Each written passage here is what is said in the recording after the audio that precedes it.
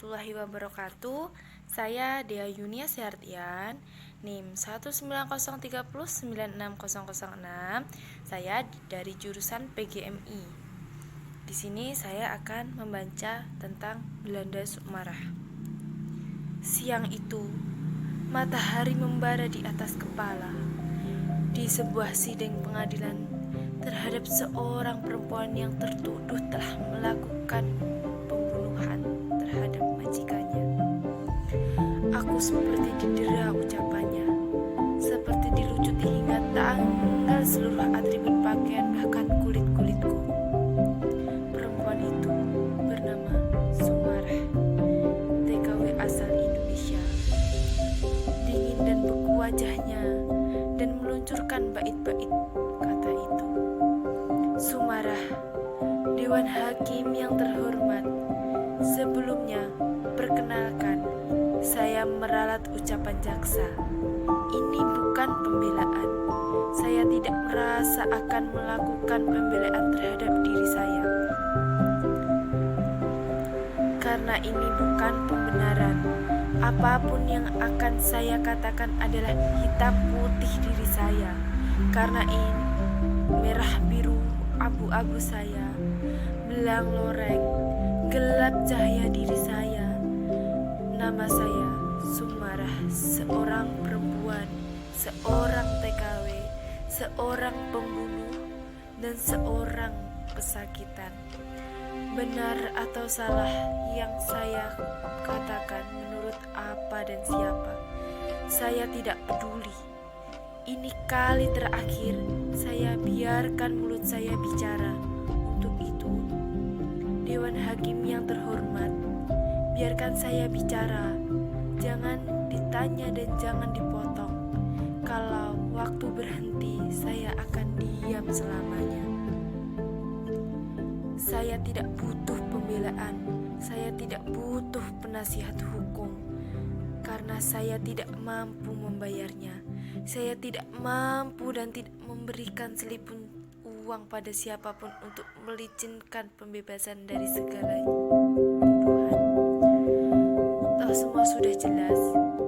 Semua tuduhan terhadap saya benar adanya. Segala ancaman hukum, vonis mati, saya terima tanpa pembelaan. Banding atau apalah namanya. Kematian adalah kelahiran yang kedua. Untuk apa berkelit kalau memang itu sudah minarah dalam hidup saya? Udahlah, saya tidak perlu empati dan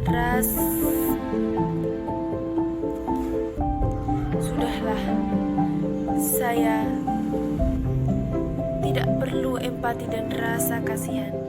Dari pengalaman hidup saya mengajarkan sangat-sangat jarang dan hempas laka dan sesuatu yang tanpa imbalan dan resiko, juga rasa empati.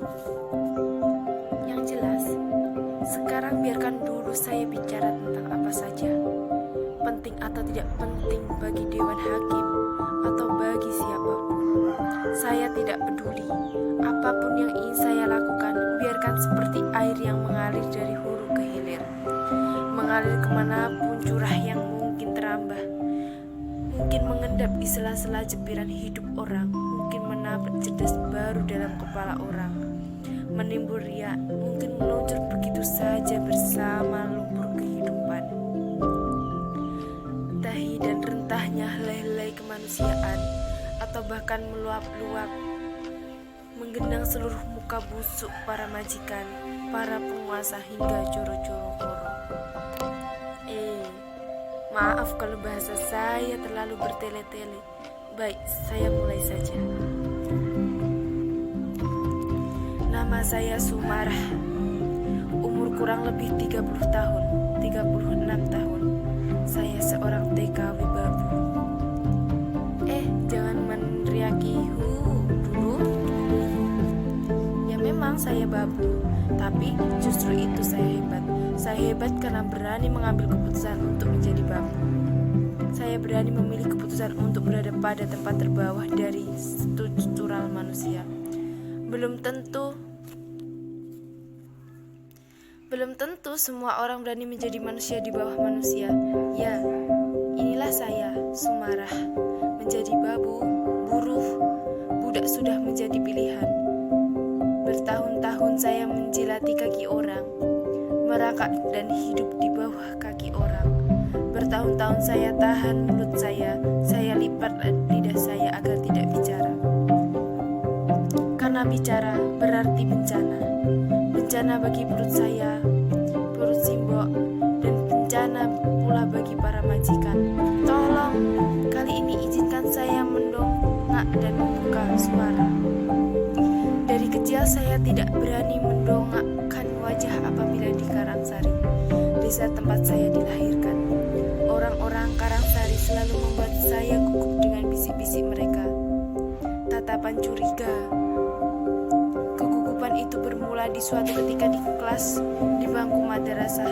Pak Kasirin, guru madrasah saya, menerangkan, pembunuhan para jenderal itu dilakukan oleh sekelompok orang yang sangat keji yang tergabung dalam organisasi PKI. PKI itu benar-benar biadab. Untuk itu dihapus atau dilarang berkembang lagi seluruh antek PKI dihukum. Saya mendengarkan dengan takdim sambil membayangkan betapa jahatnya orang-orang yang membunuh para jenderal itu. Tiba-tiba saya mendengar suara dari arah belakang bangku saya. Setengah berbisik tapi jelas ku dengar. Bapaknya Sumarah itu kan PKI. Apa iya? Dan sekarang di mana? Ya sudah diciduk. Lalu saya menoleh ke arah mereka dan terdengar suara, anak ciduknya menoleh ke sini. Please. Seperti terkena siraman air panas, hatiku merendang.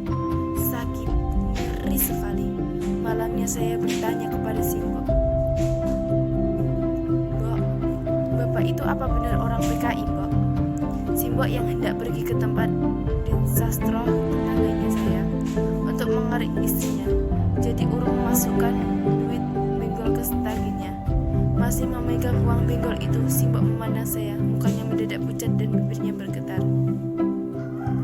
Siapa yang mengatakan kepadamu?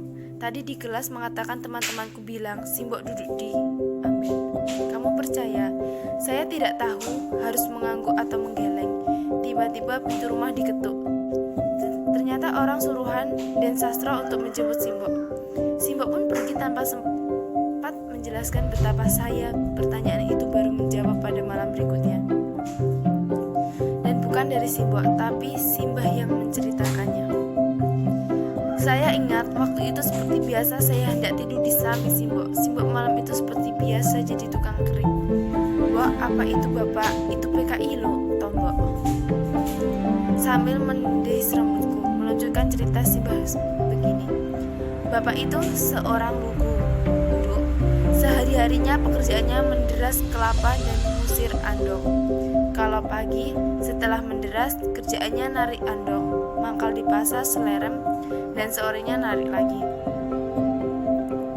Tukang deres itu kan Le Pak De Sudi, Le Paiti, Mbah Suro juga menderas Mbah. Tapi ya bukan karena deresnya Nduk, tapi bencana ini bermula karena bapakmu kusir andong.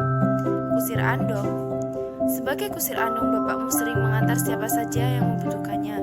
Orang-orang yang mau ke pasar, dari pasar atau mau kemana saja hendak menumpang. Salah satu langganan bapakmu adalah seorang penyanyi bernama Pak Wasto. Rumahnya Kidul Pasar Selerem. Bapakmu sering mengantar Pak Wasto ke sebuah rumah di desa Karangrejo. Kadang seminggu sekali, kadang 3 hari sekali. Nah, pada suatu ketika, Bapak membawa Pak Wasto dan 2 teman Pak Wasto ke rumah. Mereka melihat Simbokmu membuat gula dan menanyakan gula-gula itu dijual kemana. Kami dari dulu menjual gula itu di Projo, Pak Lurah. Lalu mereka menawarkan untuk menumpang gula-gula kami, kata mereka. Koperasi begitu, dengan harga lebih tinggi dari harga yang diberikan, tapi dengan janji mereka. Tentu saja kami mau. Bahkan Pak Wasto memberikan kesempatan Bapak untuk menderas kelapa di kebunnya. Tapi kami tidak enak hati juga pada Den Parojo dan tetap menjual kepadanya, tapi tidak semua. Lama-lama Den Projo bertanya kepada Simbahmu,